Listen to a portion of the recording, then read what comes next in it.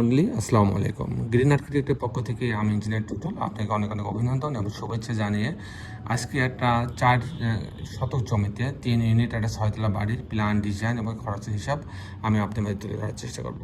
তার আগে দর্শক মণ্ডলী, আমাদের একটা চলমান সাইডে আমাদের ইঞ্জিনিয়ার এই সাইডটা হচ্ছে ছাদ বাঁধার কাজ চলছে। তো আমাদের ক্লায়েন্টের চাহিদা অনুযায়ী আমাদের ইঞ্জিনিয়ার গিয়ে ছাদটাকে চেক করছে, রডগুলো ঠিকমতো বাঁধা আছে কিনা, শাটারিংগুলো ঠিকমতো আছে কিনা, এবং রডের কলামে যে রড বের করা আছে এগুলো ঠিক মতন ল্যাপিং দেওয়ার জায়গা আছে কিনা, এবং এই ল্যাপিংগুলো কোথায় হবে এগুলো কিন্তু যারা মালিক পক্ষকে বোঝানোর চেষ্টা করছে।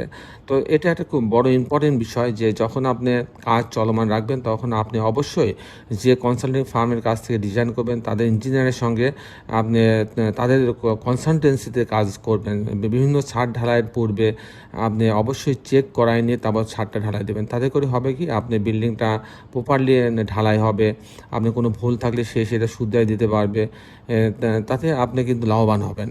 আর যদি আপনি ইঞ্জিনিয়ার কনসালটেন্সি না নেন তখন কিন্তু মিস্ত্রি ফ্রিডম পাবে, সে তার ইচ্ছা মতন কাজ করবে, যেটা সহজ হয়, যেটা কুমা মিস্ত্রি দিয়ে কাজ করবে সেটা কিন্তু আপনি বুঝতে পারবেন না, তাতে কিন্তু আপনি অনেক লস হবে। তাই আমি সবসময় আপনাকে উপদেশ দেবো, অবশ্যই আপনি যতদিন বাড়ির কাজ শেষ না হয় ততদিন ইঞ্জিনিয়ার টাচের থেকে কাজটা করবেন। তো দর্শক মণ্ডলী, এখন আমি আপনাকে মূল ভিডিওতে নিয়ে যাব। আসুন মূল ভিডিওটি উপভোগ করি, আশা করি অনেক ভালো লাগবে। মূল ভিডিওটি এরকম যে এটা হচ্ছে আমার একটা 6 তলা বাড়ি। আমার জমি হচ্ছে 4 শতক জমি। 4 শতক জমিতে 3 ইউনিট 6 তলা বাড়ির প্ল্যান, ডিজাইন এবং এর খরচ হিসাব আমি আপনার মধ্যে তুলে ধরার চেষ্টা করব।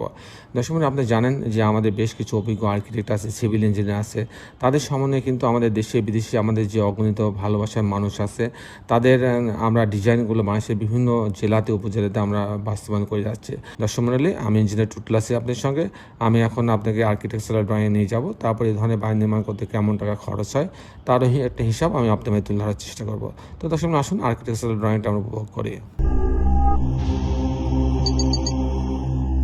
আর্কিটেকচারাল ড্রয়িংটা এরকম, এটা হচ্ছে রাস্তার পাশেই হচ্ছে জায়গাটা, লম্বা জায়গাটা। তো এখানে হচ্ছে সামনে হচ্ছে একটা স্পেস রাখা হয়েছে পার্কিংয়ের জন্য, ইলেকট্রিক্যাল মেকানিক রুম রাখা হয়েছে। এখানে সিঁড়ি এবং লিফট আছে। এখানে 2টা ইউনিট রাখা হয়েছে গ্রাউন্ড ফ্লোরে 2টা ইউনিট রাখা হয়েছে, 2টা করে বেডরুম দিয়ে। আমি মূলত টিপিক্যাল ফ্লোর প্ল্যানটা আপনাদের মাঝে তুলে ধরার চেষ্টা করবো। আমি দেখাবো কী করে 3টে ইউনিট সাজানো হয়েছে। তো পার্কিং জোন দিয়ে লিফটের লবিতে আসবে, আসবে ইউনিট এ, বি, সি 3টা আছে। এটা হচ্ছে ইউনিট এ, 502 স্কোয়ার ফিট। এখানে ঢোকার পরে একটা ড্রয়িং রুম পাচ্ছে, ছোট একটা ড্রয়িং রুম। এখানে একটা বেডরুম রাখা আছে, সঙ্গে একটা বারান্দা রাখা আছে। এখানে একটা কমন টয়লেট রাখা আছে, একটা কিচেন রাখা আছে।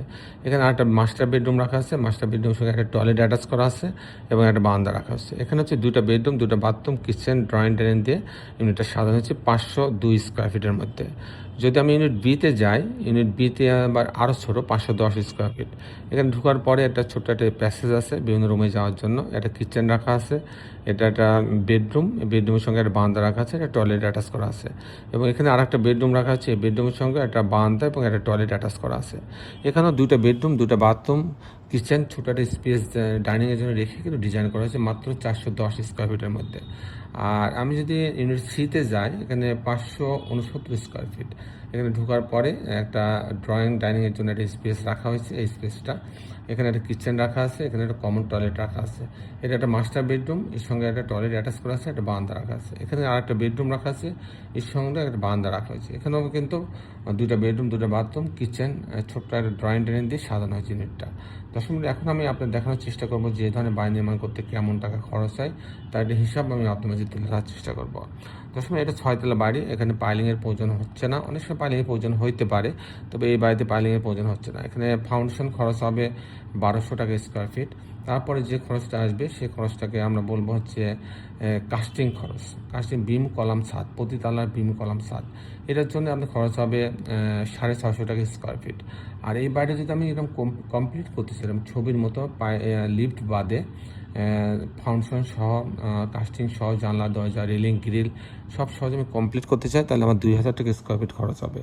সেক্ষেত্রে এই বাড়িটা তৈরি করতে আমার 2 কোটি টাকা খরচ হবে, 2 কোটি টাকা খরচ হবে। দর্শক মণ্ডলী, এই ছিল মোটামুটি আজকে আমার উপস্থাপনা। আপনি যারা দেশীয় এবং দেশের বাইরে আমার এই ভিডিওটি দেখলেন, সবাইকে আমি আমার প্রতিষ্ঠান গ্রিন আর্কিটেক্টের পক্ষ থেকে অনেক অনেক অভিনন্দন এবং ধন্যবাদ জানাচ্ছি। দর্শক মণ্ডলী, শেষে পেলে এটি কথা, আসুন আমরা সবাই আমাদের সুন্দর পৃথিবীটাকে সুন্দর রাখার জন্য অন্তপক্ষে একটি করে গাছ লাগাই। সবাই ভালো থাকবেন। আল্লাহ হাফেজ।